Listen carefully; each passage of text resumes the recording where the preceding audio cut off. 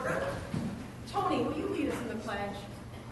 I pledge allegiance to the flag of the United States of America and to the republic for which it stands, one nation, under God, indivisible, with liberty and justice for all. Thank you, Tony. You're welcome. Roll call, Allison. Trustee Herron. Here. Trustee Lindy. Here. Trustee Walter. Here. Trustee Shomas. Here. Trustee White. Here. Trustee Bonnie. Here. President Cohen. Here. We have a quorum this evening. Under public hearing, we have an annexation agreement amendment for Hannaford Farm Lot 111. Walter, can you explain what that is? I'll do my best. This has actually become a routine matter with the village board, but for those of you who are familiar with the process here, the Hannaford Farm Annexation Agreement was amended. Last time it was amended. We established a fee in lieu of development against all the unapproved lots, which at the time were owned by others. And as we issue building permits on those vacant lots, we collect the fee in lieu of development, we refer to as a final fee, and we amend the annexation agreement to pull that particular lot out of the responsibility for completing the subdivision to the fee. Also attached, or in connection with the approval of the annexation agreement amendment, is we will file a release of the list pendant that was filed against the lot. And what that is, it's basically, it serves as a public notice to people who search property records that there's some obligation that this lot has related to the subdivision. And with the adoption of the annexation agreement amendment, we'll remove that as well. I'd like to open the public hearing for the annexation agreement amendment for Hannaford Lot 111. Are there any public comments? Going once? Going twice? Hearing none, we'll close that portion. We have nothing under appointments and presentations. Public comment on items scheduled for action this evening.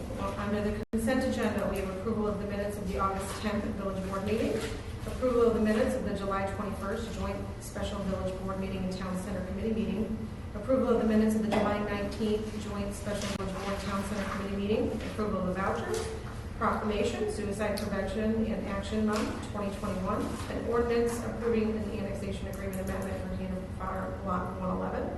Under general business, we have an ordinance authorizing an annexation agreement with Rosewood Farm event venue, an ordinance annexing and reclassifying territory and granting a special use Rosewood Farm event venue, a resolution approving a plat of easement Rosewood Farm event venue, and a resolution approving a plat of dedication Rosewood Farm event venue, a resolution approving a professional services agreement for engineering services for municipal drive over US 30 for the bike and pedestrian crossing. And also on the agenda, we have discussion of recreational cannabis tax, request for proposal for Village Hall space needs study. Are there any public comments at this time? Hearing none, we will close there. Okay. Village Board, under the consent agenda this evening, we have approval of the minutes of the August 10th, 2021 Village Board meeting, approval of the minutes of the June 21st, 2021 Joint Special Village Board meeting, Town Center Committee meeting, approval of the minutes of July 19th, 2021 Joint Special Village Board meeting, Town Center Committee meeting, approval of the vouchers, a proclamation for Suicide Prevention and Action Month 2021, and an ordinance approving an annexation agreement amendment for Hannaford Farm Lot 111. Do I have any items that you'd like to remove? Hearing none, can I get a motion to approve the consent agenda? As stated. Second. The first set of Trustee Shomas and a second of Trustee Herron. Roll call, please. Trustee Shomas. Aye. Trustee Herron. Aye. Trustee White. Aye. Trustee Lindy. Aye. Trustee Walter. Aye. Trustee Bonnie. Aye. Motion passes. Thank you. Under general business this evening, we have an ordinance authorizing an annexation agreement with the Rosewood Farm event venue. Walter. Here I say at long last, we have the annexation agreement ready for board adoption. Last time the board discussed this was on July 20th, and there were no significant changes, additions, or corrections requested at that time. Since then, we've been working with the applicant on essentially dotting i's, crossing t's in the documents, scribblers that are respective things on the exhibits. We believe at this point we've got everything as close as we can get for approval, and we're ready to. Our staff is recommending that the village board approve the ordinance approving the annexation agreement. Is the board going to have any discussion on this item? At long last, that looks good after many meetings. We appreciate your time and Dan's effort and working with staff to get this rather large document that there's only a few printed so that we saved a few dollars on the agreement. So thank you for working so diligently to get it done. If I have no discussion at this time, can I get a motion to approve the ordinance authorizing the annexation agreement for the Rosewood Farm event venue subject to attorney review? First on trustee Heron and a second on trustee Shomas. Roll call, please. Trustee Heron. Aye. Trustee Shomas. Aye. Trustee Bonnie. Aye. Trustee White. Aye. Trustee Lindy. Trustee Walter. Aye. Excellent. Motion passes. Thank you. Jennifer is voting. Oh, on Oh, sorry. President Conant. Aye. Motion passes. Thank you. Okay, we have item B, ordinance annexing and reclassifying territory and granting a special use for the Rosewood Farm event venue. Walter? With the adoption of the annexation agreement, now the village has to do something. First is annexing and rezoning property and granting the special use permit that they applied for and recommend approval for. So the ordinance is provided and the conditions of approval are attached to the ordinance. Is there any discussion on this? Any questions? Hearing none. Can I get a motion annexing and reclassifying territory and granting a special use for the Rosewood Farm event venue subject to attorney review? As stated. Trustee. Thank you. First out of trustee Shomas, second out of trustee Heron. Roll call, please. Trustee Shomas. Aye. Trustee Heron. Aye. Trustee Walter. Aye. Trustee Bonnie. Aye. Trustee White. Aye. Trustee Lindy. Motion passes. Thank you. Oops. Just taking my background. Okay. We have a resolution approving a plat of easement for the Rosewood Farm event venue. Walter. This is one of the requirements in the annexation agreement. The applicant is providing a plat of easement for stormwater drainage on the property and general public utility easement on the property. Okay. Is there any discussion? Any questions? Hearing none, can I get a motion to approve the resolution for approving the plat of easement for Rosewood Farm event venue subject to attorney review? As stated. Second. First out of trustee Shomas and a second out of trustee Bonnie. Roll call, please, Allison. Trustee Shomas. Aye. Trustee Bonnie. Aye. Trustee Lindy. Trustee Walter. Aye. Trustee White. Aye. Trustee Heron. Aye. Motion passes. Thank you. Next, we have a resolution approving a plat of dedication for the Rosewood Farm event venue. Walter. And this is the last item, and this is approval of the plat of dedication for Prairie Street. There is the frontage of the property, and this too is the requirement that was included in the annexation agreement. Do we have any questions? Hearing none, can I get a motion to approve the resolution approving a plat of dedication for the Rosewood Farm event venue, subject to attorney review. As stated. First on trustee Shomas, Second. second on trustee Walter. Thank you. Roll call, please, Allison. Trustee Thomas. Aye. Trustee Walter. Aye. Trustee Herron. Aye. Trustee Bonnie. Aye. Trustee White. Trustee Lindy. Aye. Motion passes. Congratulations. Thank you very much, ladies and gentlemen. Appreciate the time. Thank you. Welcome to the village. She's ready to pull permit.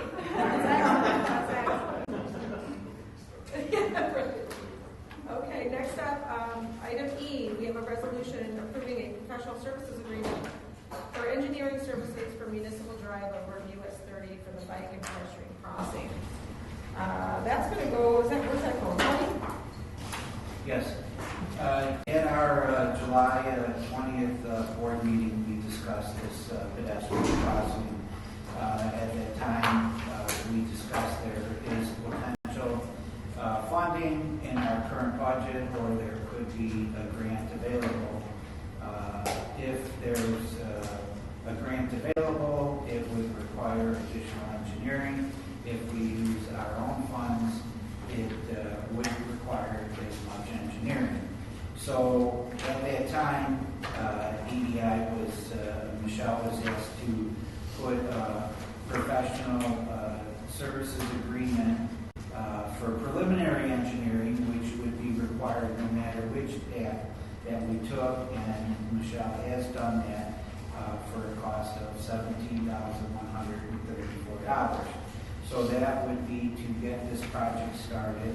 It would include the coordination, some meetings, the intersection design study, preliminary plan layout, and traffic counts, so that we were ready to move along as we identify funding sources.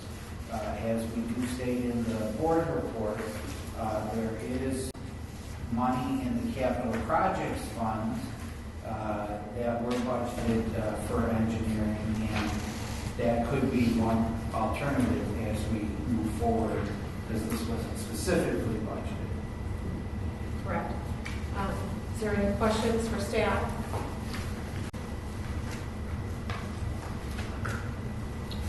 I think it's something that the village needs, obviously. I just want to understand, under if project uses state or federal funds, we have A, B, C. And if project uses local funds, there's A and B. So you have phase 2 and phase 3. So one leads me to believe that local funds phase 1 is the 17,000. The 17,000 is committed regardless. But if there is, it's to get you going to do the traffic counts, you're going to need an intersection design study with, if it goes with federal or state funding, you'll have a true, A full phase. one where the PDR, the development report that goes to IDOT for approval, which has our environmental sign-offs. It's just a whole different level if it goes that route. Okay. So it's a significant number. Okay. And it leads time it adds time to the project as well. So really, even though we budgeted, I know it was for road engineering, but we have money allocated for engineering. I think it's 100. Is it on here? 150. 15 or 125. yeah. So we would be tapping into that by $17,134. If we did end up funding this, the likelihood that this hits this year is not. It's going to hit next year's budget. Correct. So really, you're eating up to move this project forward. You're eating $17,000 of $150,000 allocated toward engineering, even though that money was allocated for streets engineering.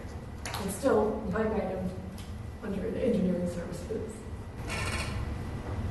Do you all have any concerns, questions about it? Are we, again, my biggest concern is safety, giving a false sense of safety out there. Are we looking into enhanced safety features that we put on there? That's part of the plan for this 17,000, looking at what else we can do. Would a crosswalk like that does that have like a timer so they can see? On my way in today, there's a gentleman in a wheelchair, like not motorized, to push, and he was struggling a little bit to get going, to get up to the center and then get across. Would that have a timer to kind of Yes. help him know that he needs to? Because I was concerned, and I was a little concerned that I'm going to get in a car accident because I'm going slow, like Blocking. is this guy going to make it? Correct. I was really concerned. It would be similar to the one at 47 and Ross that does have a timer. And that one, that timer was adjusted at the request of an individual that did notify IDOT that the timing didn't accommodate her ability to safely cross the street, and they did take that into account and adjust that timer. So this one will probably be able to be adjusted as well. Should we Yes. need it? Any additional questions? Matt, you don't have any concerns of the money coming out of the general fund for it? You don't have anything else? What else is allocated against that 150 that we got? Can I give him the history?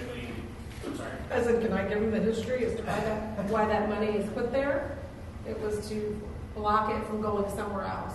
So we could have used that money to go into go in a different direction. We always will have to do streets. We will always have to do engineering. Yeah. That money was allocated because we have a surplus, so it was earmarked for engineering.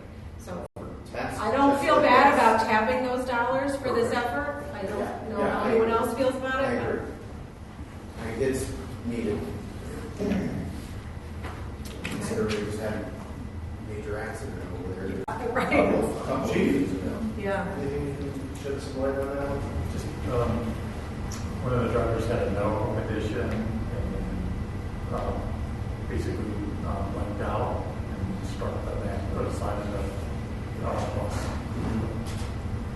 Okay, so it wasn't just somebody rolling through. No. The engineering would cover the other, or at least the recommendation that they would come back with, would cover the other safety concerns, right? And you look at that from the 5,000-foot perspective, you got a pedestrian crossing going, on a 55-mile-an-hour road that's got quite a bit of traffic on it, right? And that's kind of my concern. We would be encouraging more people to be crossing this road. So I mean, would they be looking at considerations of slowing down the speed limit or anything else like that at that point in time as part of that study recommendation? Or Speed limits, IDOT, set by IDOT. Everything is reviewed when this gets engineered. Okay. Since this is IDOT, are we allowed to put our speed sign in the right of way? Yes. I guess what particular. You need a portable trailer? Trailer. I'm just thinking because a lot of people coming from, this way, westbound is, it's obvious what they're coming off the highway. Mm-hmm. They're getting a pretty good head start coming eastbound too. I just didn't know if there's a way to put out a trailer or something just to kind of remind people where they're So from a police jurisdiction standpoint, the state roadways, as long as it's within the village of Sugar Grove, outside I-88 is just locally patrolled by us. So we do have the authority to put the speed trailer out over the signs, which we've done on 56, 47, as well as 38. So hope that helps. It does, thank you. Well, maybe, I don't know, I think you want to have all these blinking signs when people are driving, but we also have the trailer to notify people that there's a crosswalk, maybe when it eventually goes in, just to give people a heads up that it's there and it's new, and maybe they'll pay a little bit closer attention as they learn that intersection. We can consider on that. Yeah. Okay, for today, we have an engineering agreement, so. Can I get a motion for a resolution approving the professional services agreement for engineering services for municipal drive over US 35 pedestrian crossing? Thank you. I got a first up, trustee trustee White, and a second on trustee Herring. Roll call, please. Trustee White. Aye. Trustee Herron. Aye. Trustee Lendy. Aye. Trustee Shona. Aye. Trustee Bonnie. Aye. Trustee Walter. Aye. Motion passes. Thank you. Next item under discussion, we have the recreational cannabis tax. Matt. Yes, so during my presentation, we discussed central revenue items. This is strictly a discussion regarding the tax only. So there are deadlines that we have to meet to have them implemented. So this is just a discussion to see if we want to pass it. It doesn't lock us into actually having recreational cannabis as our zoning or allowing that. But because of the lag with the state, you have to have your deadlines of when you need the tax in place so that they can implement it. So that's strictly what this is for, is to just talk about the tax itself. To get this going, to make sure we hit the deadlines, to have the October 1st deadline, which then is a January 1st implementation by the state. If it's not, it's April, like I had stated. It's April effective for June 1st, so they implement them 2 times a year. So that's strictly what this is about, is just the tax for recreational cannabis. And are we discussing if we want to implement that tax and do paperwork basically to get this filed, and then 2, what the tax rate would be? Correct. Okay. That's part of the yes. You can do it in increments of 0.25% up to 3%. Okay. Discussion? Do we know what the adjacent community tax rates are? What Aurora's using, what Naperville using? No, I believe North Aurora is 3. They maxed, a lot of the places have maxed. We don't know specific data on it. Due to state standards, it's not segregated. It's all lumped together with sales tax. So even reporting is not reported how much they're receiving for recreational versus how much is just normal sales tax. Okay. It's a state requirement that cannot be segregated on any financial statements. So outside of that, I can just say that it's 3% North Aurora is what I know. And most places, if they're implementing it, it's the full 3%. I can compile some. I'm sure I can find that on I think that would be- IDOR website, but yeah, most of them There's I've some way seen to it find all. out where they're at. Like I said, I know I reported before, I've done the research, there's, a lot of these, a surprising amount of these things within a 20-minute radius around Sugar Grove. I think there's even, I don't know if DeKalb's got one or not, but I'd be interested to know what their relative tax rates are. I would also be curious if you implement that tax, how do we go back? Let's say, because right now, to me, the 3% is the max. You don't have the amount of facilities open that are competing, if you will. So it's no big deal. But if you get to a place where there's more and it's now a competition, what is the situation to then reduce that? Same situation you'd be in right now. Okay. It's the same process to change any of your additional tax rates that you can implement as a municipality. Okay.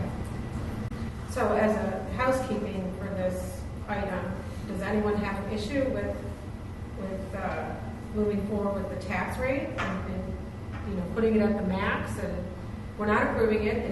It's almost housekeeping in case it ever does get approved or we've covered ourselves. I know we have strong opinions in the both ways, so does anybody? Shaking your head, do you want me to put it on the agenda so that we can approve a tax? That's kind of what I'm asking the board. I would say put on the agenda For general business, for next board meeting to approve a tax. We could implement this at any time. We can, I think there is. Twice a year. Twice a year. I'm not in favor of it.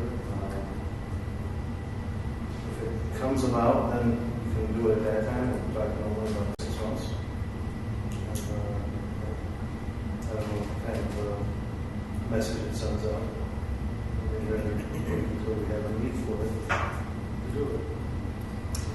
I appreciate Matt's fiduciary duties here of bringing it up. That's honorable. But yeah, I agree. Just why approve these things, and we haven't even discussed it to actually implement, to actually receive a tax. So, Matt, I got a quick question for you. If we choose not to move forward with it now, and someone does bring a cannabis facility here, and it does get voted in, would we lose, could you explain to us what taxes we'd be losing the interim of waiting for the next April to come out to approve? So you lose that 3% of any gross sales from the time that it opens until the time of the implementation of the tax. So essentially, if it opened in March, you'd lose it from March all the way until June. But say it opens in April and you don't have it passed, you're waiting now until January 1st. Because you have to have it approved and to the state by April 1st to have it implemented for June 1st. So it's all timing on when that place would open. You would lose it depending on the timing of approving that tax. And my stance on it is I think we should at least have some discussion about it for the next meeting for sure. I think we should sell ourselves short a little bit when it comes to bringing any money into this community. So I think a discussion is a good spot to start for sure about adding it. That's my feelings on it. We have it on it. This item was not intended to be a discussion whether we'll have it or allow it or not have it. We are openly discussing this issue. I feel like if you want it moving forward, I feel like right now you're asking me to just kick the can to the next meeting for another discussion item when we're here. And if you'd like to address anything, this is a perfect situation to address it. Yeah, no, I'm good with going forward with it. So moving on to. If something were to happen to where something was implemented, that would be the only way that I would be interested in having a conversation if the tax was maxed out. If we were just taking, what's the minimum that we could have? 1.25%, 0.25. That wouldn't even, I wouldn't even entertain the thought of having a dispensary or whatever in the village, because it's Unless we can max it out. unless we can max it out. Yeah, no, Interesting. So I would be for having that in place, the 3% in place, and then the discussion on whether or not to do it or not. But the 3% would be that would be one that I would have as a must before I even have the discussion. Okay. Well, would this be a special use of the person that came in? We don't even allow or acknowledge it as a zoning ordinance. We have to do a zoning ordinance and then to accommodate anybody that wanted to have it. And By the time we actually do the zoning ordinance and then go through the process of, I can't imagine we can do this. Permit use anyway. I think the difference though is, and I get what you're saying, if it's 6 months from someone coming in and going through the process for approval, in drafting an ordinance for approval, and then they open, depending on, let's say they open, I'm just looking at your dates, so I guess certification, October for January, so they open in February. The next time to worst case, right?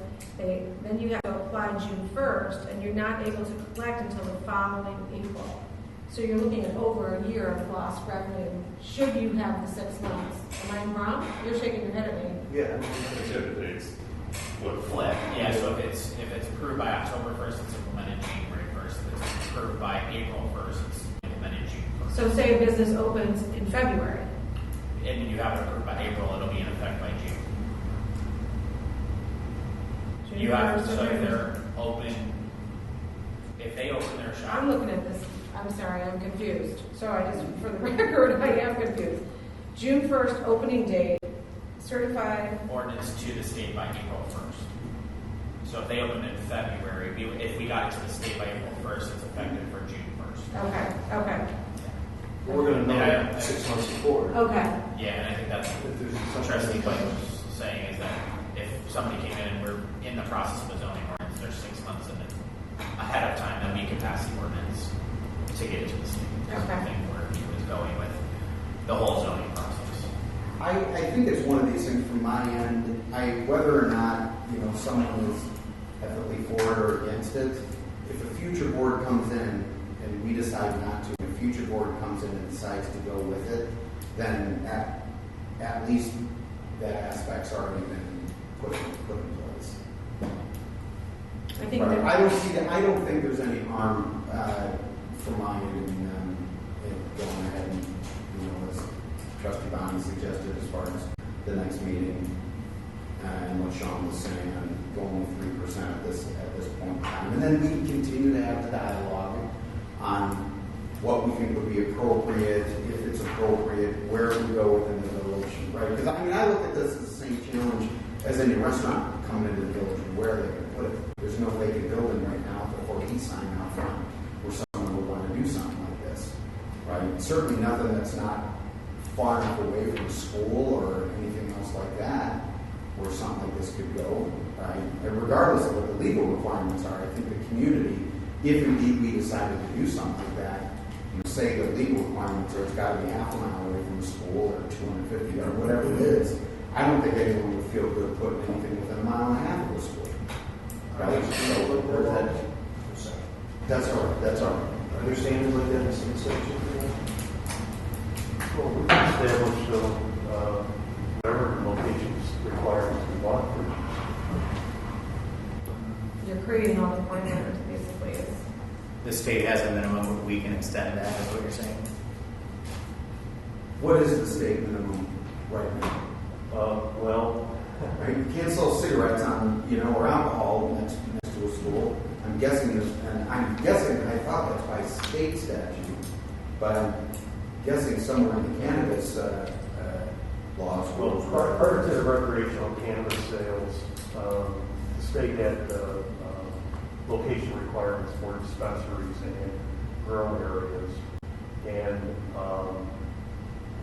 with the adoption of the recreational sales, my recollection is that those requirements no longer apply. So it's a local decision.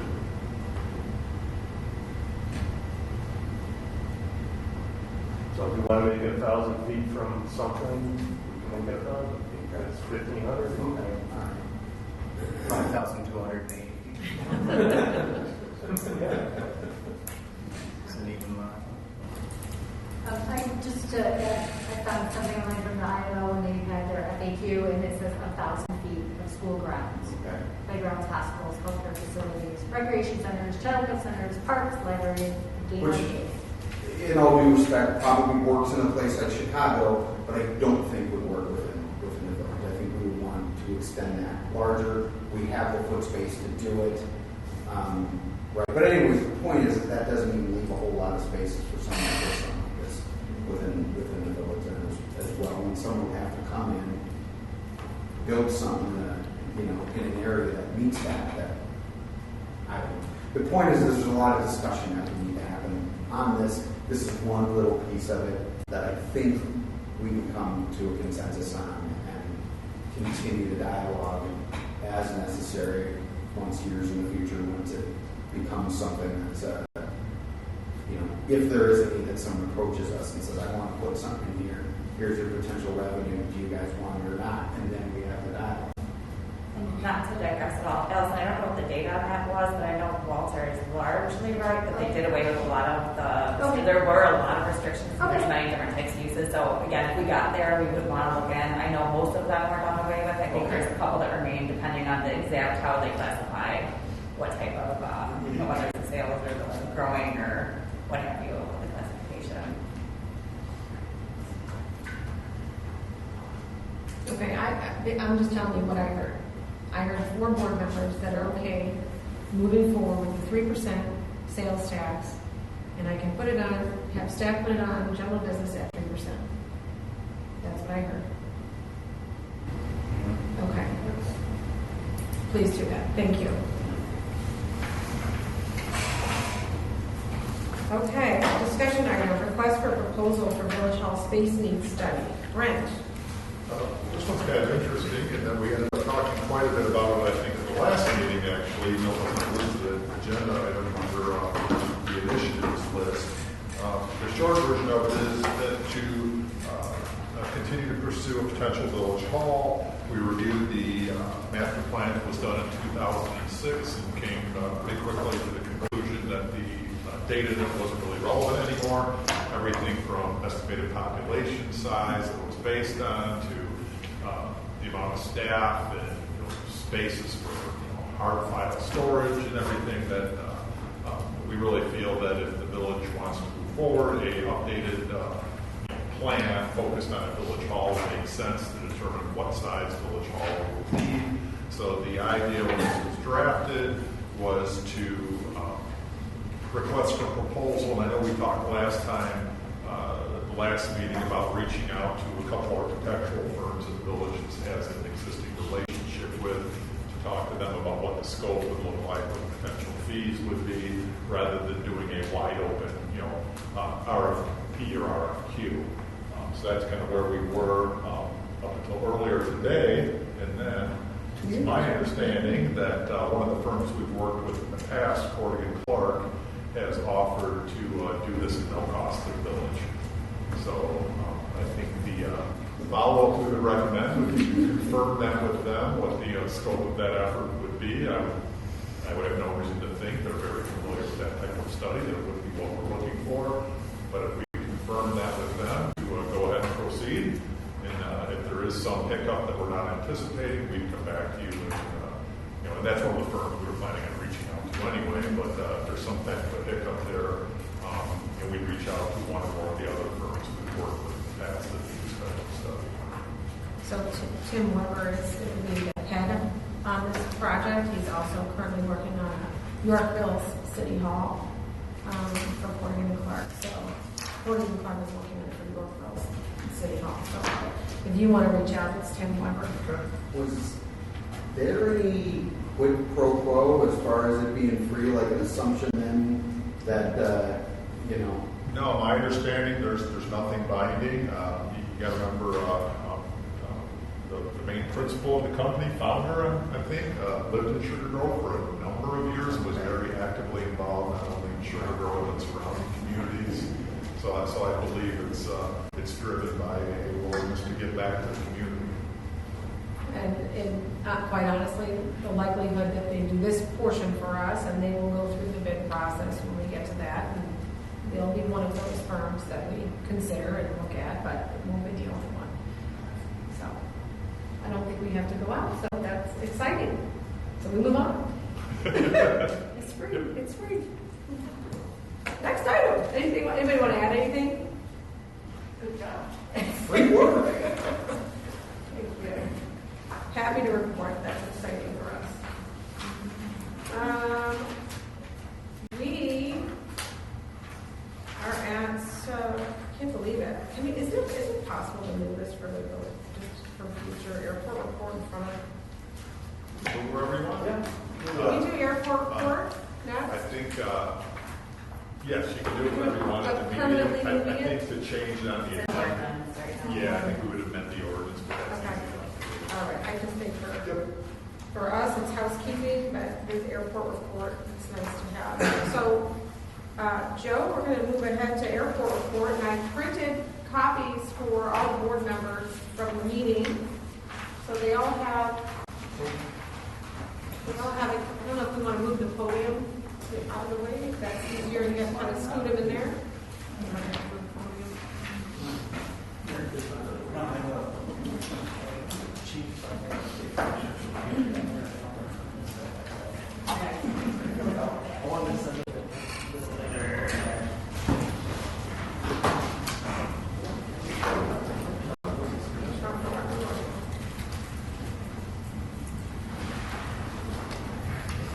The floor is yours, Joe. Okay. A couple of weeks ago, President Coleman and I went. I didn't take this on. You're vaccinated. But a few weeks ago, President Coleman went to a meeting at the airport and met with Steve and Amy and discussed items relating to the airport. I have quite a few items here. President Coleman brought up quite a few new ideas, and they were good ideas. Like some of the ideas, probably they were mine. Tony has warned me when I came in. He put me in a chair with wheels, and he says, with president's okay, or sign, he's going to wheel me out when I get too long. So, I've been warned. The meeting did last over 2 hours, and we discussed each of these at length. Now, I'm going to try to do it briefly, but make some sense out of what we talked about in a brief manner. We have a large map, the largest map. It shows the western edge of the airport, and on the south of the runways at the western edge of the airport is the largest area to be developed. Now, that probably will not be developed anytime soon. I don't know if it ever developed. There'd be a tremendous cost to get water and sewer to it, and water and sewer, or sewer is no longer, there's not yet at the airport. So, a few years ago, the Illinois Air National Guard looked at it, and they decided to stay at Midway Airport. So, unless you've got a major corporation that would develop that land, which is a huge chunk, like an Amazon or something like that, and it developed, you probably wouldn't want it, because it'd probably be commercial or something like that, and you wouldn't want that. But what is developed right now is, I'll call the Honda space, and that's this. And that's in the dark blue at the top of the page. Honda was going to build there, and they decided not to. But the Aurora is putting that at the top of their priority to develop. And they're looking to bring water and sewer to it. Without water and sewer, it's going to be hard to develop. And in our discussion, we discussed whether or not they were willing to annex that to the village, so that there could be some gains for the village. We could help pay for the water and sewer to get to there, and there would be financial gains involved with the village and the airport in the city of Aurora. There was no decision made on that, but it's open to future discussions. And this map shows the line where the water and sewer would go to it, and roads and things like that, that would go to the Honda site. West of north of the Honda site, there's to Wheeler Road, there's something, quite a line I think you've designated as the state. I think that would be probably a mistake to put housing there. It's what they're going to have there is some kind of jet aircraft business, and that's going to be a loud operation. And for housing, especially expensive housing, it probably would not fit in. It'd be a hard sell. And if you put housing there first, there are going to be a lot of complaints. So we did discuss annexing that property into the city, the village, and they didn't think the FAA would allow it. But there was some talk of allowing housing there that were aircraft related, that the people in the housing had their own hangars and their own planes, and they might be willing to put up with noise because they were aircraft related. Now, there was no decision made on that, and it's open to future discussions, but I think there's some opportunities to develop that that are good for the village and economically beneficial to all. If you we could put in housing that aircraft related had their own individual hangars. And if I can interrupt real quick, that's not novel. That's the airport down there at 59 and 75th. It's got a subdivision like that. One. Right. Is that the airport? I think the difference is it's grass strips, isn't it? Yeah, I think so. Grass strips. Then We there's asked about their grass strip. Sandwich, I think that's it's much smaller. Sandwich and Plano, that's got a much smaller one, and not as sort of upscale, but yes, they've got one out there. I think they're very popular Yeah. with the fine public, and it's something that you should follow up on. I think it's possible. And I think they were going to, Joe, correct me if I'm wrong, they were going to look into it. Yes. Because if anybody can tolerate airport noise, it's someone who has an airport.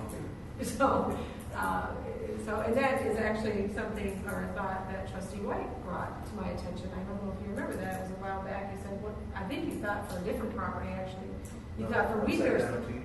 Wasn't it for Uyghurs? That's the upside down T, right?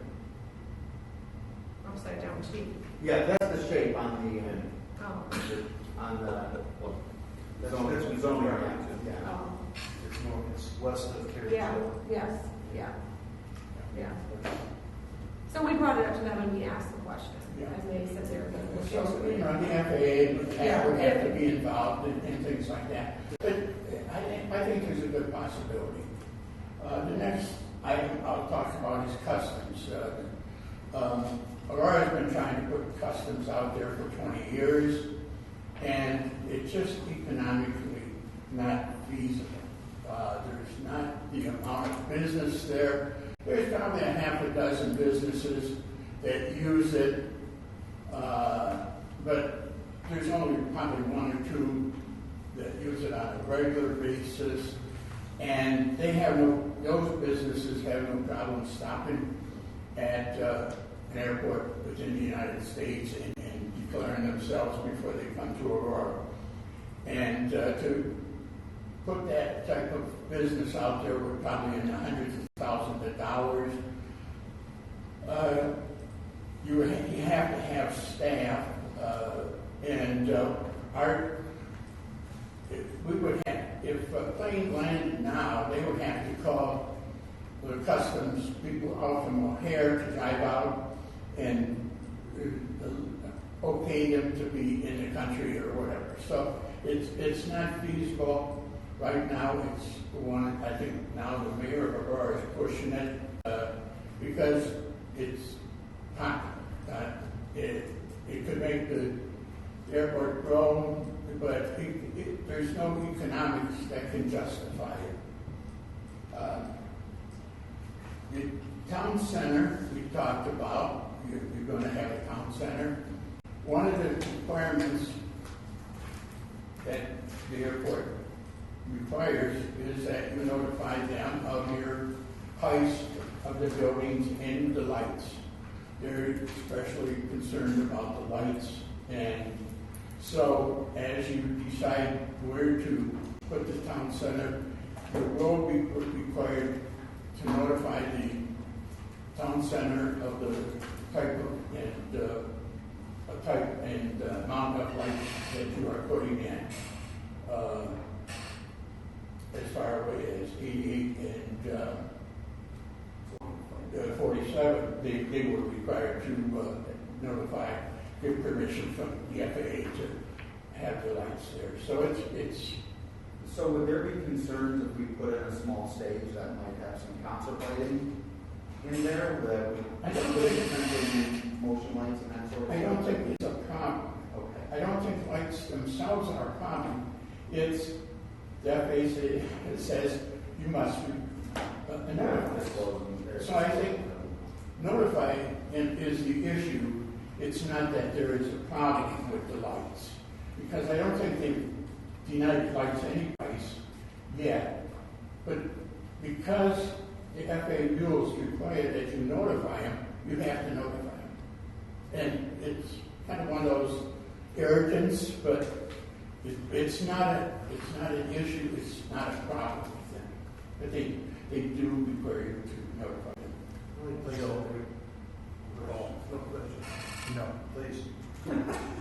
said buildings too, would that be, I think our plan was 3-story max, but I know that one of the property owners was looking for something taller than that. Would that be something that?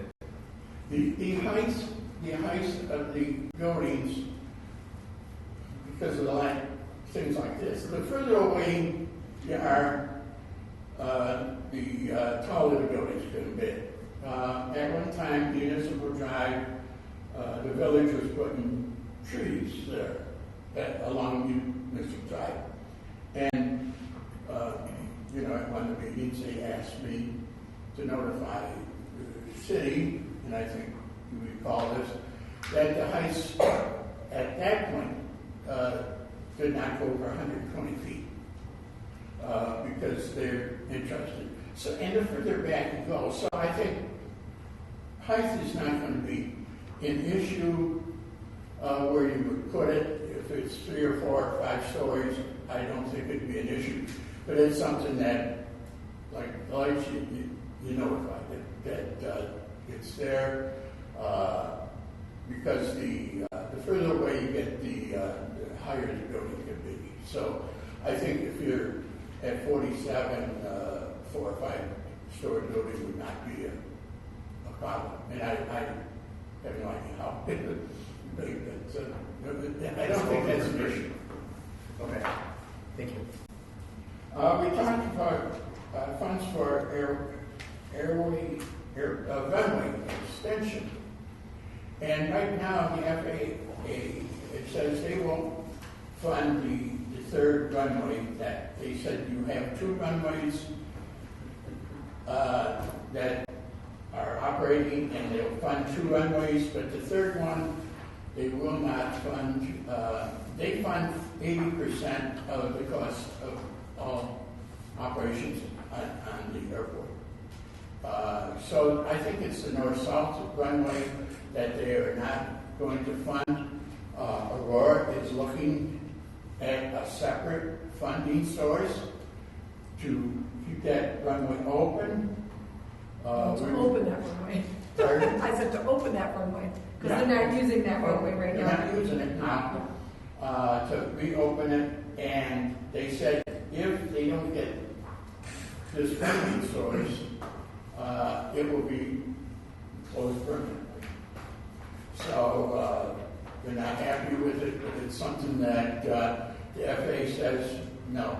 At times they really struggle to keep the control tower there because everything depends on FAA money and how the amount of flights there. So they are looking for funding. At this time, they think it's possible they could get funding, but they're not sure. Going to aircraft noise. Because you have JA Air has increased their flight training. They're getting a lot of noise from residents and people surrounding the airport on noise from airplanes circling around, learning how to fly. They're not getting noise from the jets because they're in and out, they're gone. But the aircraft that are training, they're creating some noise problems for the village. You may not hear it yet, you probably will. Some of it are crop dusting pilots. They said are creating a lot of noise. They're getting noise from people that are crop dusting. In fairness to that comment, right, Joe? I mean, if any of you saw that on Facebook, someone was putting pictures of this yellow plane. So when we sat in the meeting, I said, by any chance, is that crop duster yellow? And they said, absolutely. It's down. And then, of course, they all call the airport. So. Yeah. And out of the airport. I don't know. Does they take off out of here? I don't know. Did that airplane take off out of here? I think. Yes. Yeah. It does. Yeah. And there's a new business, a new aircraft training business that is training pilots in acrobatic flying. So, if anybody's interested in learning how to fly upside down, they're on. I like watching it with my kids. That's all. That's Doesn't work out. But they're creating noise and overvillage, and J-Air is the one that's creating the most phone calls. J-Air does not like the noise from the airport. They're calling the airport a lot with noise complaints. So, as these businesses train more and more pilots, noise is going to be a problem. Maybe how you don't put houses in certain areas can help, I don't know. Soundproofing or soundproofing some areas could help. But you're at an airport and you're going to have noise. One of the things FAA does allow in single-engine planes is a low-grade blended fuels. That's it's throughout the aircraft industry is they have blended fuels. Not all of the single-engine planes use blended fuels, but some do. We did talk about the need for a hotel, and they didn't. If any of the businesses, but at some of the meetings when business people came in at meetings I was attending, they said they would like to see a hotel in Sugar Grove. Now I would like to follow up on some of the businesses and look into see whether or not they have overnight stays or would like to see a hotel in business with the president's permission. I can contact some of the businesses and see whether or not, they bring in guests and are looking for someplace to keep them, wine and dine them, and put them to bed. So that's something that I think, where we put it, I think York was 2 or 3, so I don't. They're filled up all the time, so I think it's time. I talked about J-Air and Open Air. J-Air, started at Joliet Avionics was the original name. They're into redoing cockpits and the upgrading the controls of aircraft. Primarily their business. They've expanded into training. They've got a flight simulator that is, really nice.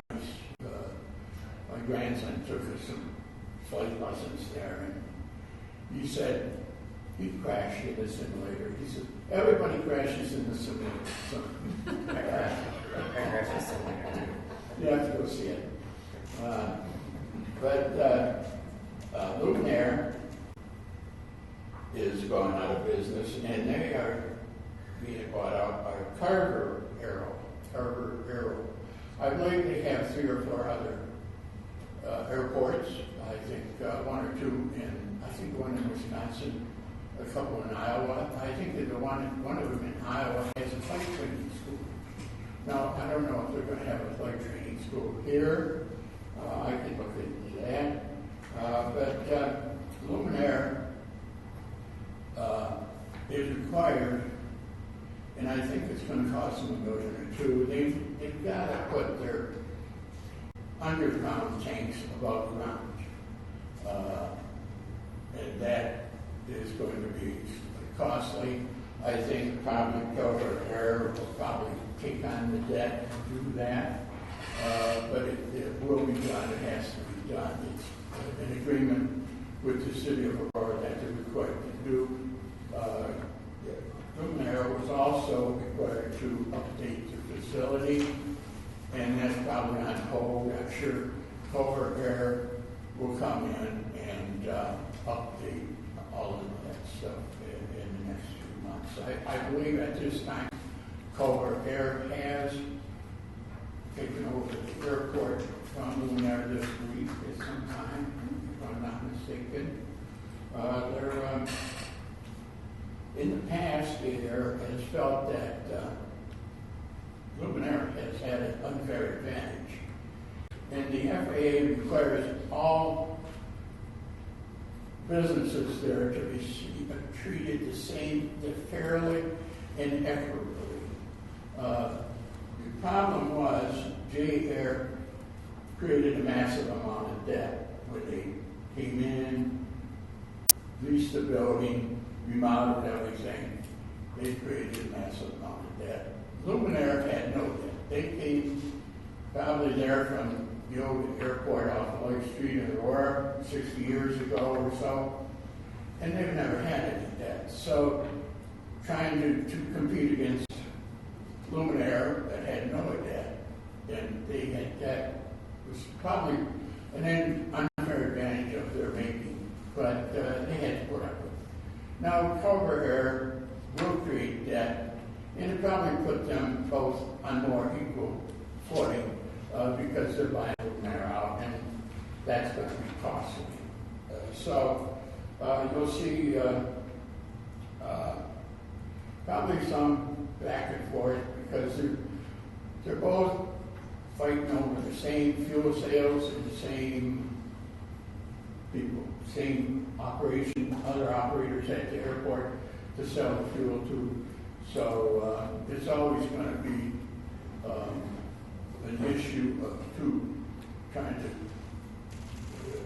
divide out a limited amount of fuel over two people that probably should belong to one operator. But that's the way it is.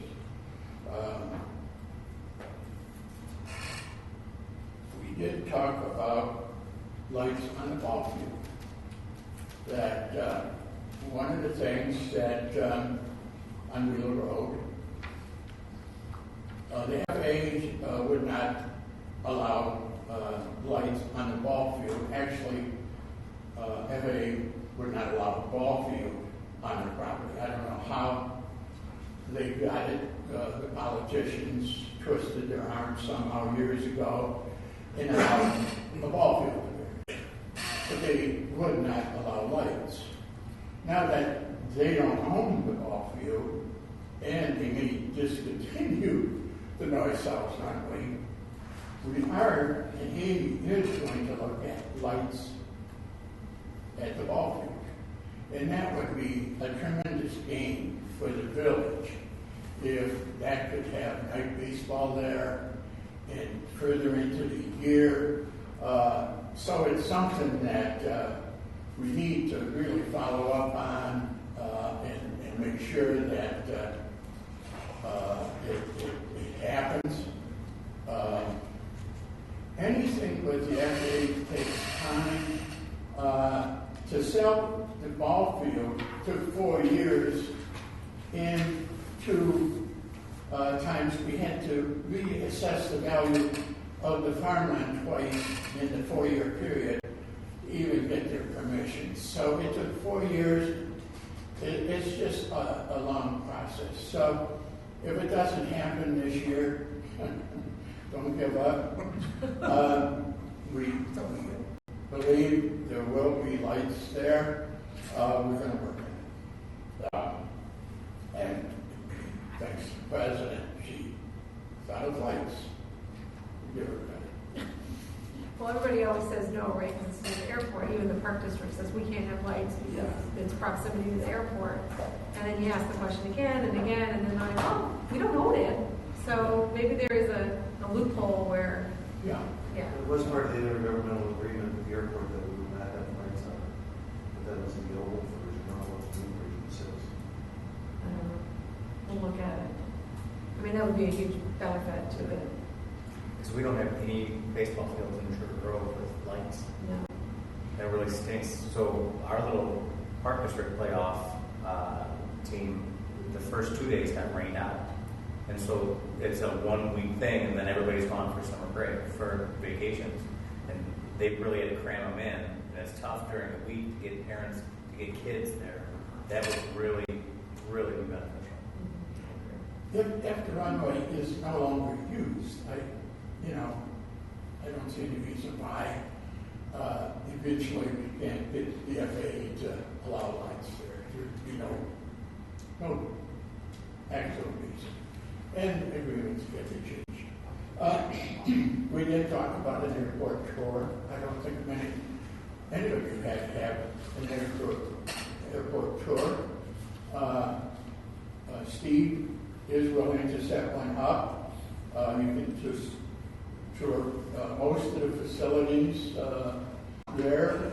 Some of the big ones, some of the small ones, Chicago jet groups, and some of the smaller operations there. So you'll be able to J Air, Cobra Air,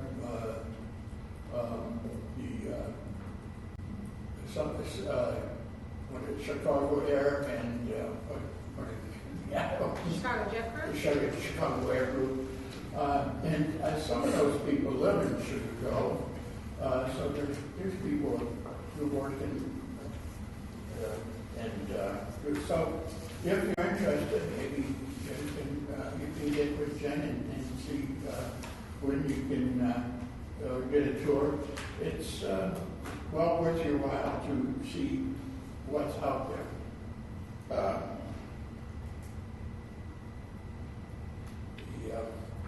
Let me say one other item is electric planes.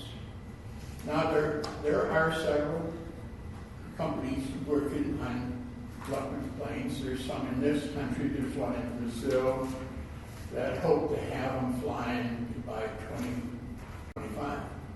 So they're looking 4 or 5 years off, but they're looking at electric planes, battery operated. Right now it depends on the batteries, but they're developing planes for short-term, 400 or 500 miles or more into close by from here to Milwaukee or things like that, maybe Springfield into from Aurora to O'Hare, kind of what do you call it? What is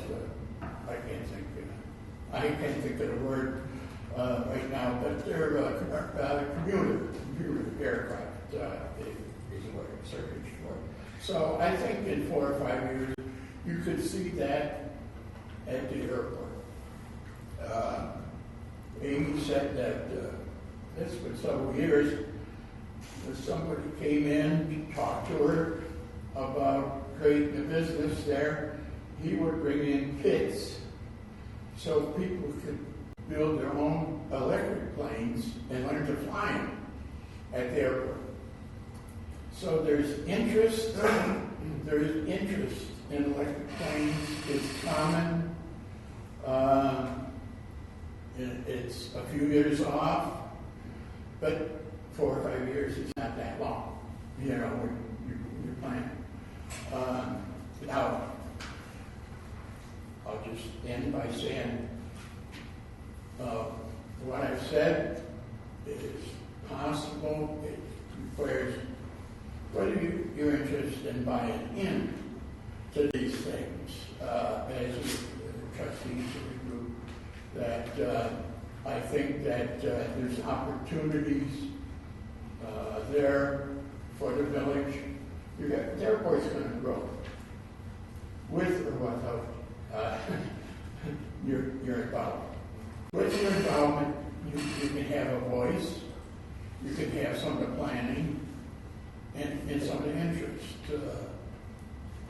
Maybe I made a little change, I don't know. But any voice helps. So the amount of time and interest you spend there it pays off. And I think the airport's going to grow. It's ready for growth. You can go into downtown Chicago in 50, 60 minutes without traffic. But, it's got everything there. So there's opportunities there for the village. I'm sure people there buy Ace Hardware, they eat at your restaurants, they will stay at your hotels. I intend to look into the financial opportunities that the airport gives to this airport. I know they receive it regularly from the state, maybe yearly, I don't know. But I intend to look into that, about the financial opportunities that are there for this area. Now, you could say it goes to Aurora, but most of the people in Aurora say Sugarloaf benefits more from the airport than Aurora does. So I think you should look into it. So with that, I thank you for the time. I hope I didn't take too long. Thank you. I hope it was interesting. If you have some follow-ups, contact Jenna and sure to follow up on issues that you find interesting in. So thank you very much. Thank you, Joe. That was excellent. There's a lot going on over there, that's for sure. And it's like kind of like you're looking from the outside, you don't even know what's happening until you walk in the gates and have a conversation. Very well. Moving on to staff reports, Brent. The only thing I would add, other than what was written, was that we didn't see the official census populations did come out, and Sherbrooke grew by 281 persons in the last 10 years. So, like a lot of communities, it was significantly less than the CBAN estimates from 2018. So, yeah, the detailed hard numbers as far as breakdown of the demographics aren't out yet. It's still, I think, the 2019 estimates are what are out there, which at least for total population are off. So who knows if they're off? But Matt's going to take a look at what impacts, if any, it would have on our current year budget. I think the good news there, Matt, help me out, is that you only estimated 3 months under the new census. So correct. So it shouldn't be hopefully too significant, but yeah. I don't know if Walter and I haven't had a chance to talk if there's any reason to think that it's a discount. I would just, my gut feeling would be probably not. I know some communities that have reason to believe that they may have had significant portions of the population missed. We'll probably look at doing a special census as soon as they're available. And I think the immediate reaction is probably not something that would make sense. You have to do that on your own expense. You do, yes. Yeah, you can't. They won't even start for a few years. Typically, you pay for the whole thing, and you do it if you think the additional per capita revenues will offset it. Can you touch on the complete review of the current village regulations for the food trucks? I can defer to Allison, who's working with Danny on that. Yes. So there are a couple of places in the village code where food trucks or mobile food vendors are addressed. And what we have sat down and talked about is really delineating mobile food vendors like your ice cream truck who are driving around and will have a variety of locations throughout the day, having different requirements than a food truck that comes in and parks for a day or an event or a couple of days. So we're cleaning it up, making sure that the insurance is proper. We had a meeting with Brent and Walter just before we went on vacation. So I haven't followed up to finish that, but we're looking to finish that up in the next week or two. But really wanted to clarify the procedures for the food truck, where they can be, what triggers things. Had some questions too about some of these things might just be a party and it's catering, and we don't want really any part of that because we don't ask for things things for a caterer who would come in, and so the size and the location of the truck kind of really are a trigger for when it would be a special event. Okay. Thank you. Who handles like inspecting them for cleanliness and sanitation and that sort of stuff? They are required to have the county health department sign off. They have to have a Out of where they're based or where they can operate? I believe it's where they're based. Okay. I would have to look into that, but and then the fire department will inspect them for safety of their equipment. Again, the local or at the time they set up and turn on? Our fire department will do that. Okay. Our local. You mentioned food trucks, and it's my understanding that I believe it was on social media, there was a question about the food truck event here, and that event is going through our current special event permitting process, so it will be the same review that we have, and they're also being given the same direction regarding collecting sales tax as we do all vendors that come for farmers market or any other event. So there is no different treatment for this event than there is any other food truck event in the community. Thank you for clarifying that. Any questions for Ren? Okay. Ma'am? Only additional thing is the accounting manager started today, so we finally have another person in the finance department. So other than that, it's just working. But done well for the first day. Good to have another person. And, Congratulations. Coverage. So yeah, no, I think it went good though. Excellent. And his first name is Brett, just to confuse Yeah. you. Oh, geez. So we now have Brett Police, a Brett Finance, and a Brett District. Excellent. Does anyone have any questions for Matt? Pay the bill for the wrong one. He's a Brett. Brett. Brett. Yeah. One T or two, I was both the same T. Two T's. They're both Both two T's. Yep. Anyone have questions for Matt? Thank you. This Walter. Well, let's see, just a couple new things that aren't in the report. I think everybody got my update on decode and what's going on there. Fingers crossed they get their delivery materials before the end of the month.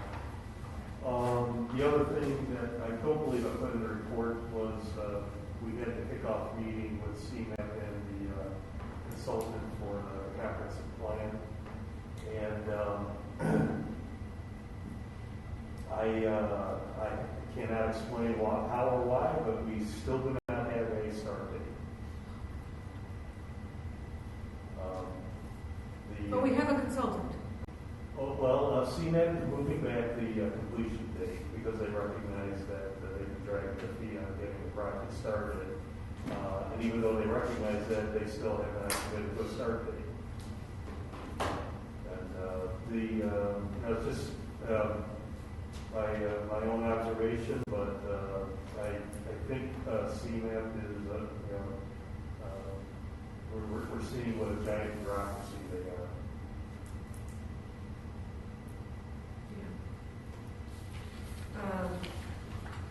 That's frustrating. To say the least.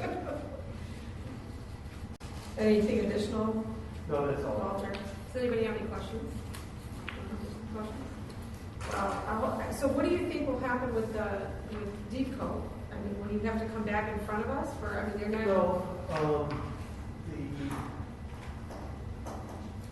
Well, really, there's nothing, nothing more that we can do, because, they're at the mercy of the delivery of the roof materials. And the bigger issue is for Deep Code and the current landlord. That's the issue, and we're not involved with that. Is there a user right behind them looking to take the space once they make it? Well, let's just say that the parking is not amicable. I gotcha. Okay. So it's not like they're happy to extend a little bit longer. Got it. No. That's too bad. So hopefully everything works out. Thank you, Walter. Tony.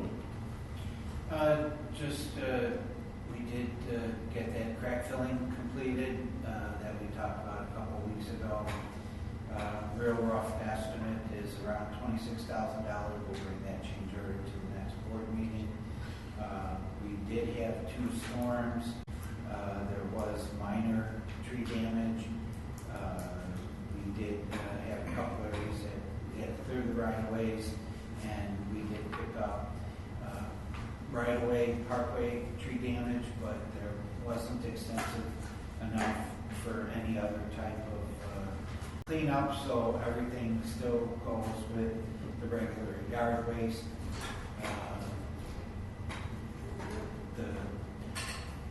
There's no additional charge to the residents to put branches bundled out with their yard waste, so that's. So, I'm sorry, our phones have been down? They're void, so they're working. Got it. I was like, that's You were questioning security over there, 2 masked men inside the building, and, you know.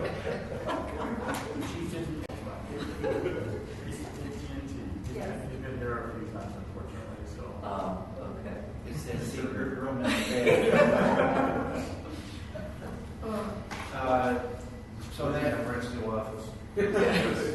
See, that is going into the evidence locker. that's all I have. All right. I do have a question,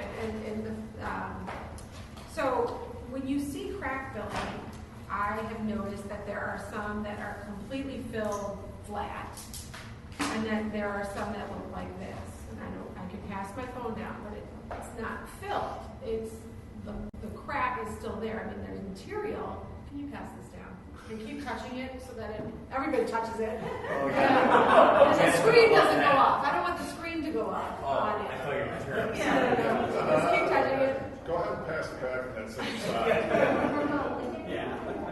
I don't know if that is they didn't put enough material in it, or if that is the way it's supposed to be. Because there are some that are completely with the surface, and then there's some like that. Filled, That's not filled. but I mean sealed. So That's- it could go. It's hard to tell from this picture, but is that if it's not filled in the center and sealed, then that is something that we need to look into.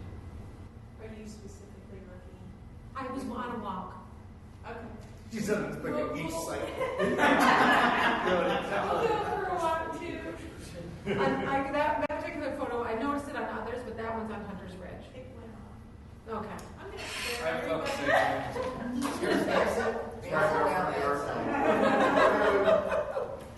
Thank you. please, and then I'll use hand Thank you for I that. thought the same thing too, and I've asked Tony because when they were doing the saw cutting, it's pretty wide, and they said that their cracks were deeper. Maybe they just go deeper than they have to, but I mean the cracks were minimal in our, I mean some were wide, but what they actually saw out is quite wide. So actually, the film got a lot of crack.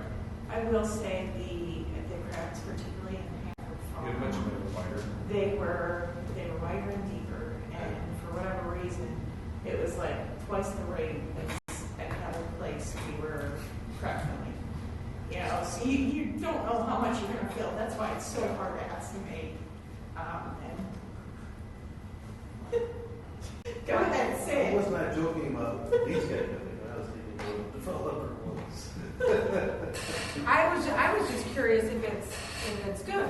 You know, like I know that we had the neighborhood had the bike paths done a year ago, and I look at that and I'm like, well, that was terrible. You know, it's still a crack. So I want to know if it's supposed to be filled and flat, or if that crack is okay as long as the material. As long as there's no two cracks the same with depth, all that stuff, so when they flow the material out, sometimes it, you know, in all seriousness, I've done it, and it's like impossible to make it consistent. But if it's But if it's sealed, it's still sealed, but it may have flown in further, you know, you flew into the crack further, flowed in there, you know, deeper, or you know, say. And what you're trying to do is prevent the water from getting in and getting that freeze thaw with some.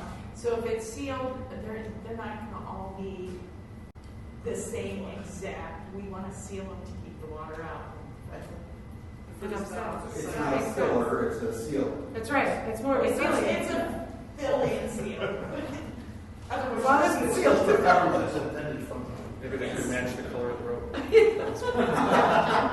Tissue? What? I have a question too. It is a tissue. I did go through Windsor Point a few weeks ago. Have any residents asked any questions or said anything further about the lights?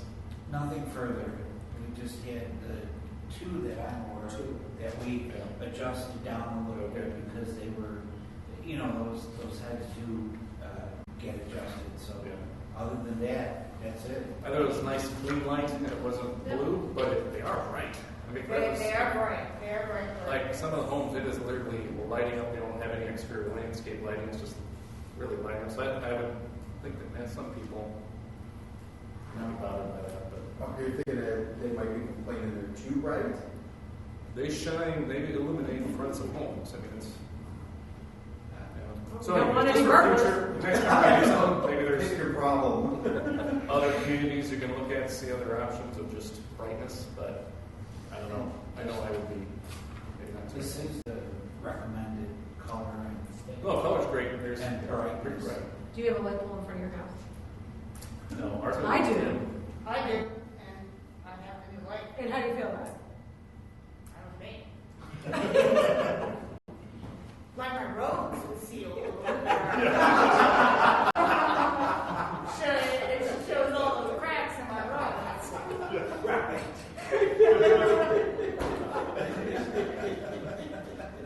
Does anybody have any additional questions for Tony?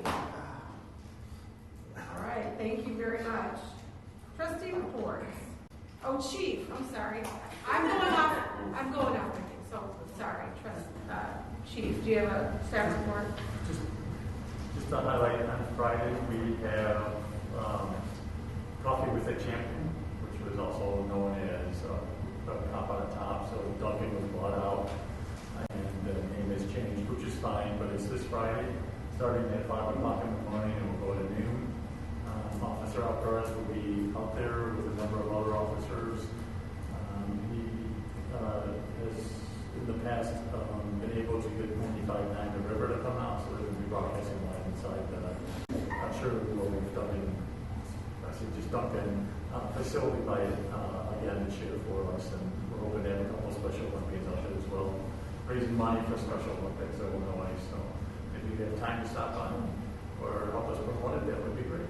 So we put some stuff on our Facebook page and next door app as well, just to put it up. what are the hours? 5 a.m. for you. Allison, what do you think that'll go up tomorrow? It's on Facebook too. It is on? Yeah, she put Okay. it on earlier today. Okay, perfect. So we should share that. Sure. That's right. Okay. Anything else, Chief? And then school started, and I know, but from a police perspective, it's been relatively smooth, and we're grateful for the number of riders that are on the buses versus parents driving on down this year. So far, not on our services have not been as needed, and it's open at the around schools. I have to tell you, you can train parents. I didn't think you could. The first day, I really didn't. I was like, here we go. We got to train all the at the middle school. We got to train 6th grade parents. But after day 1, they've got some signs out front, they figured it out, and everybody gets right back in the same routine. So kudos to the police department for working that out last year, and also a shout out to the parents that it stuck with them and it's working. So that's nice. I don't know if the high school has any issues, but It's a mess. okay. It's out of our jurisdiction. Exactly, not our problem. But yeah, that's good. It's nuts. I'm sorry, Chief. I hope you had a nice vacation. I did. It was wonderful. Thank you. Good. Any questions for Chief? Do we have any officers in the elementary school and the middle school in the morning? I know Sergeant Finelli was. Is he still? Are there others? Yeah, so we still plan on sending officers into the school. We're just cautiously waiting for a couple weeks to go by. Keeping our numbers were short enough to sort it down. So we're still masking up, and it's a requirement of the schools as well. We can answer the school week to do that stuff. But we typically will run through the schools a couple times a week, or maybe 3 or 4 of the 4 days a week, and do inside the building just so the kids are familiar with us as well as the teachers. So right now I think we've gone twice. So Yeah, I think that's it's only fantastic. Yeah, but we're cautious, and we'll start out once we see the delta variant drop off a little bit. Correct. Excellent. Thank you, Chief. Trustee reports. Trustee Bonnie? Still in conversations with Chief Perkins and their board, reference to the training center. We're trying to solidify a day that we can all meet together and have some further discussion. So I was there last night briefly, and he said that you guys were working on a date. yes. And one of the things that came out at their board meeting was alternate options for their training facility. And one was interesting in that you could, it looked like a, one-story container. I don't know that it was a container, more of a trailer. And that they are able to bring it into the firehouse and close it down, and then if they wanted to train, bring it out and train. So I know that that's one of the options they're looking into, but that's all I know. So, I plan on reaching back out to them this week and trying to get another day so we can deal with it. yeah, I look forward to that. That's great. Trustee Walter. Nothing to report. Okay, thank you. Trustee Hearing. Our town center committee met legally last night and continued to develop our vision, and I think we're starting to work on a piece that we can put in the hands of developers. So there's some other things we're working on, but we're starting to narrow some things down to have a piece to present, so they can see what it is that we're thinking for a town center, for a village hall, for some of these other details that we'd like to implement once we are able to get going. Thank you. So are you going to jail for all the other meetings, or? No. Apparently they meet the qualifications for a legal meeting. Because we're proactively looking for advice before we make moves. Anyway, for the record. Trustee Shomutz? I'll try to make this quick. You're putting in 4 committees on the hammer. Sorry. Park District. Yes.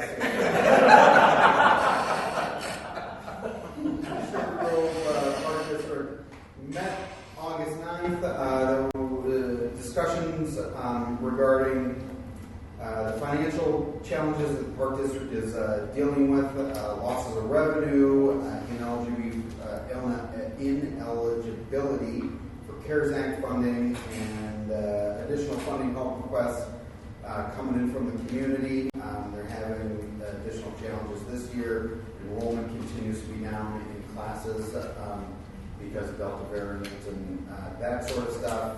They're getting a lot of requests for hardship grants from enrollees. Probably like the first half of the meeting dialogue was about that.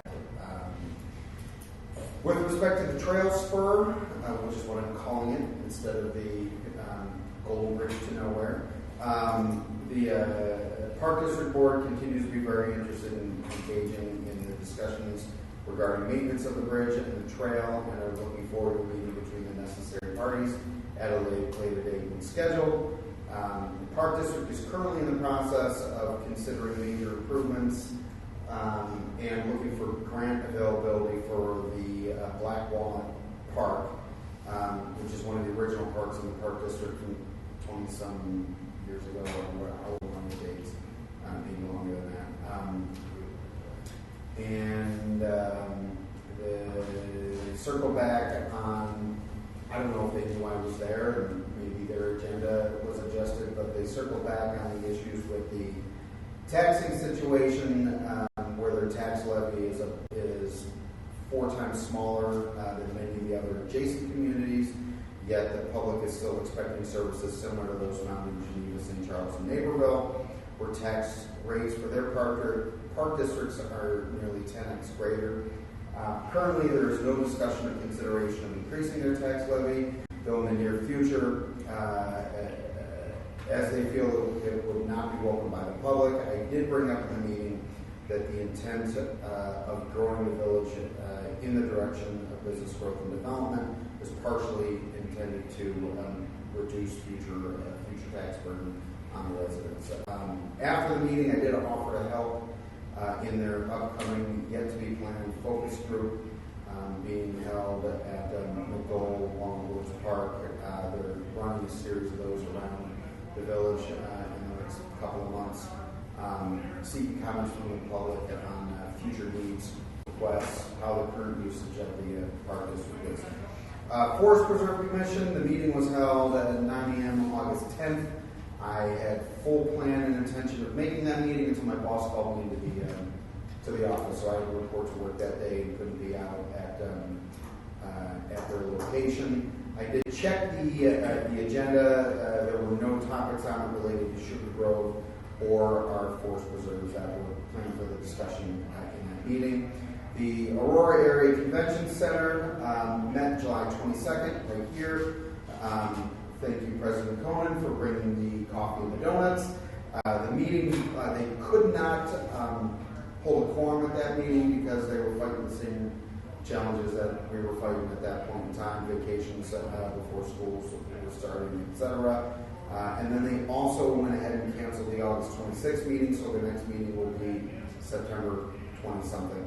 I did agree to sit in as a temporary replacement for Rick Montalto. There was smoke trailing behind him as he was running out of there to get out of there as fast as he could. But they'll need some sort of an official declaration or letter from either the board or yourself to allow me to be at least an active temporary voting member on that until we get a permanent replacement. Groovin' in the Grove, August 19th, 2 days from now, Secondhand Soul. I still have a personal commitment that evening. I'm not sure if I'm going to be able to make that. But Rick and I did talk at the convention center meeting regarding planning activities for next year and how those readers are looking when they look at acts. I've got a couple of ideas with respect to musical acts that I think we should be considering. And then finally, special note, the Canelan High School Marching Band is running a car wash fundraiser at the Sugar Grove United Methodist Church at 176 South Main Street, Saturday, August 21st from 9 to 1. Get your car washed by a bunch of high school kids. Hopefully they'll be in better shape when they're done than it was when they started. And then just show up and see when they're working in that sort of hours on probably That's it.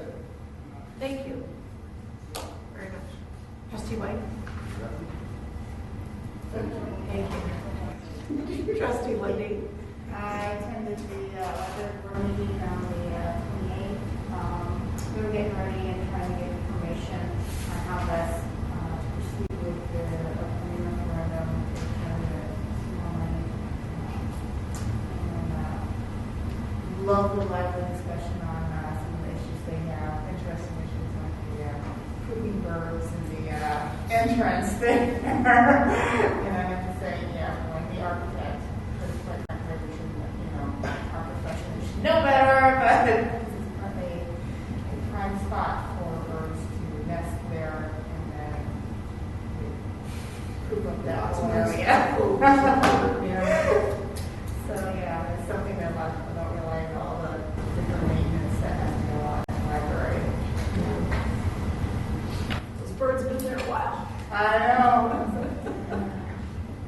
Well, thank you. Okay. President's report.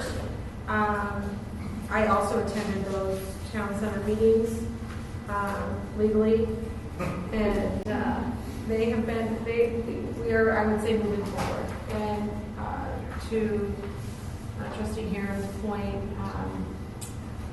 Linda Knapp, who is a committee member, is working on the marketing piece that the committee last night took a bunch of the photos and that they liked out of the presentation boards that the committee members brought to a particular meeting, and using some of those photos. And I also supplied today some old, I think I gave her Settlers Ridge brochure. I'm sure the staff has those somewhere buried, but as examples of projects that were brought forward in front of the village. So she has a good place to work. And she's working on writing a grant application for, she's trying to figure that out for the lights out of ComEd. So ComEd has this $2,500 grant, and I don't even know if the committee is eligible to put that forward, but What is? the committee, Town Center Committee. It has to be a municipality.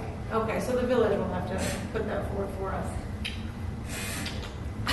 So anyway, that's what I'm Town Center Committee. Community getting free stuff.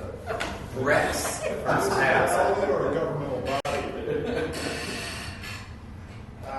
Municipality. Is that one that came from the mayor's caucus with ComEd? Oh, I know which one it is, but I think it may But be. you've also shared it, I think, too. Yeah, I think it could be a library, a park district. I don't think it's only municipalities. I could be wrong. No, we'll figure that out. We're going after 2,500. That was Water Authority this week. That was a good discussion. Obviously, I met with Brad and Tony. Brad's laughing.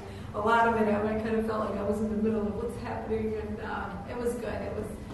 It was good to have them, of course, because they have all the history and the knowledge, and anytime Dan would say something, I'd kind of defer. But it was good. It was educational for me, and I appreciated their time. So I also met with an economic development director, Carrie Hansen, our former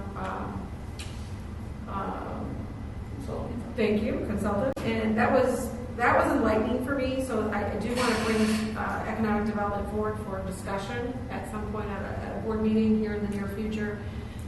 One of the things I just want to touch upon real quick that I might have mentioned in conversations with some of you, but Nextsite is providing us data.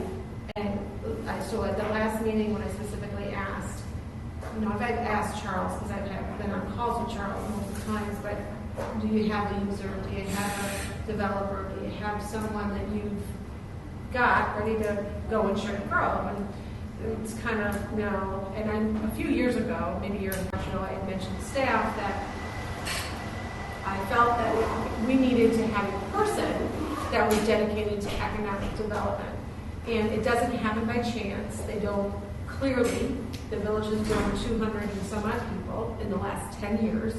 We're just not waiting for the windfall to come. We have to actually proactively go and make this develop, make Sugar Grove what we want it to be. And so toward that effort, I want to discuss what and how that could look, what that looks like. Do we have an in-house person? Do we contribute more to the EDC and the EDC manage it? But I think economic development right now is crucial for the village, and we have been, staff has been working very hard, don't get me wrong, but it's been more, in my opinion, a reactionary to what is happening versus we don't have an economic developer in-house to proactively go get it. So I want to kind of change that and want everyone's input. So hopefully I can put that on a discussion item for a near future meeting. I met with a developer recently who would be more of a master planner for the town center to include both residential and commercial. Won't disclose the developer, but very excited to move that forward. And we originally thought when we talked about the town center that we would have to do a commercial developer, and then we would have to do a residential developer, and another residential developer, and put all the pieces together ourselves. But this is like the holy grail of it all, the hope that it kind of comes to fruition. So that will continue. I know it was on Brent's staff report, but I do have a meeting tomorrow morning with Dean Hummel and at Rich Harvest Farms, seeing they are one of the landowners that we are kind of not in dispute about. It's not a dispute, it's more that we're trying to give the landowner the ability to go either way. And so that discussion will happen tomorrow morning. Either way, So the line right now is, as proposed, is Dugan Road. And we have property to the west of Dugan Road, so we would have to go around our existing property, back up, cross 30, go around our existing properties, and then get back onto Dugan Road.